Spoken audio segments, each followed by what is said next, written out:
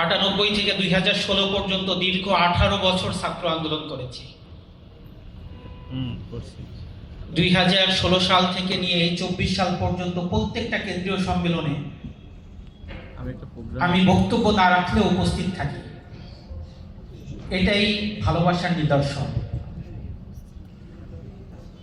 আজকে সকালে অন্য একটা প্রোগ্রাম, সাংগঠনিক প্রোগ্রামের জিম্মাদারি ছিল, এই কারণে আসতে পারিনি, খুব খারাপ লাগতেছিল। এরপরেও আপনাদের ভালোবাসায় ছুটে এসেছি।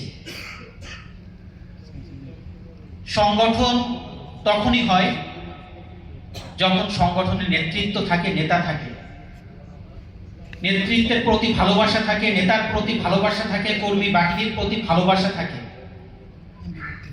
ভালোবাসা ছাড়া কখনোই সংগঠন হয় না, হয় না।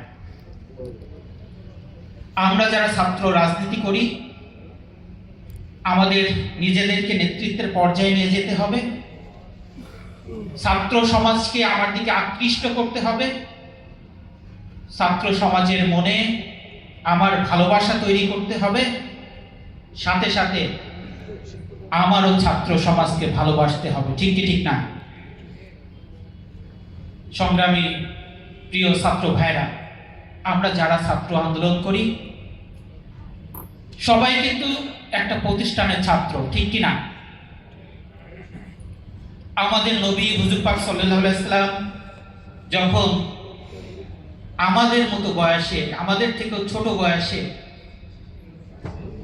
হিলফুল ফুজুল সংগঠন করেছিলেন, তখন কি কারণে সংগঠন করেছিলেন? সংগঠন করেছিলেন ওই সময়ে আরবের যে জাহিলি অবস্থা ছিল, সমাজের মানুষের মধ্যে যে হাহাকার ছিল, সমাজের মধ্যে যে অপসংস্কৃতি ছিল, এইগুলোর পরিবর্তন ঘটিয়ে একটি সুন্দর সমাজ গঠনের জন্য, ওই জাহিলি সমাজকে সংস্কার করার জন্য, ওই জাহিলি সমাজের দুঃখী মানুষগুলোর পাশে দাঁড়ানোর জন্য হিলফুল ফুজুল সংগঠন করেছিলেন।